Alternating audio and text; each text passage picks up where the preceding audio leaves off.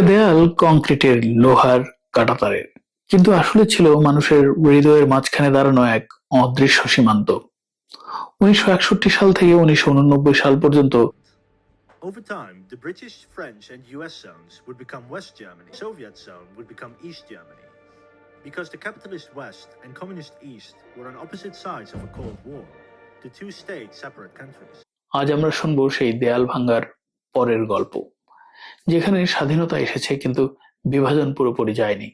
এটি শুধু ইতিহাস নয়, এটি মানুষের জীবন, পরিচয় এবং সময়ের ক্ষত। ১৯৮৯ সালের নভেম্বর, বার্লিনের ঠান্ডা রাত, হঠাৎ ঘোষণা, সীমান্ত খুলে দেয়া হচ্ছে।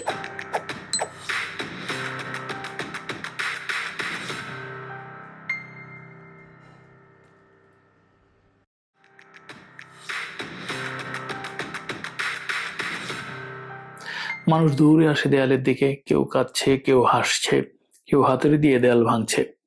সেই রাত ছিল স্বাধীনতার জন্মরাত, কিন্তু স্বাধীনতার মানে সবকিছু সহজ হয়ে যাওয়া নয়। দেয়াল ভাঙার পর পূর্ব জার্মানির মানুষ হঠাৎ এক নতুন পৃথিবীতে ঢুকে গেল।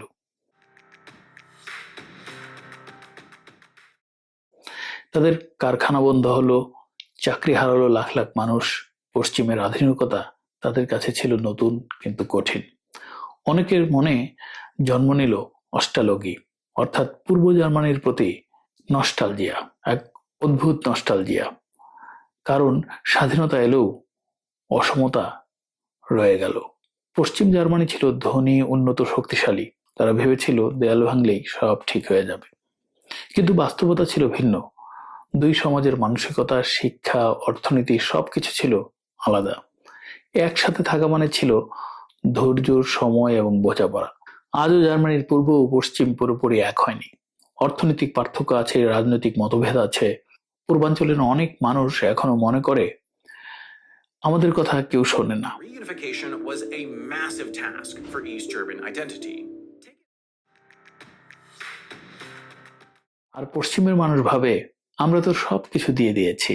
এই অদৃশ্য দেয়ালই আজকের জার্মানির সবচেয়ে বড় চ্যালেঞ্জ। আপনি যদি এখনো পশ্চিম এবং পূর্ব জার্মানির বাস্তব অবস্থা পর্যবেক্ষণ করতে চান, তাহলে দেখবেন পূর্ব জার্মানির শহরগুলোতে এখনো সেই পুরনো ছাপ আছে।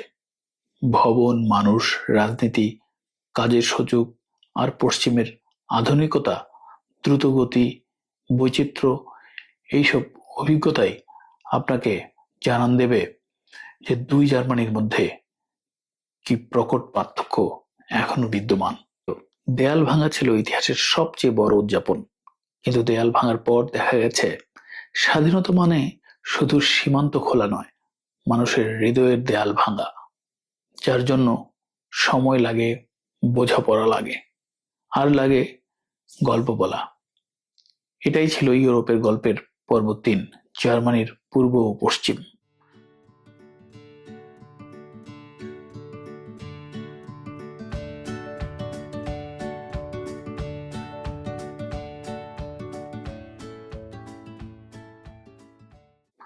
পরবর্তী পর্বে আমরা শুনবো বাংলাদেশ থেকে ইউরোপ, অভিবাসনের বাস্তব গল্প। এক মহাদেশ, হাজারো গল্প। ইউরোপের অজানা ইতিহাস, অভিবাসন, মানুষের জীবন, এইসব গল্প যদি শুনতে চান তাহলে চ্যানেলটি সাবস্ক্রাইব করুন। আপনার একটি সাবস্ক্রাইব আমাকে আরো নতুন গল্প বলতে উৎসাহ যোগাবে। ইউরোপের গল্প, এক মহাদেশ, হাজারো গল্প।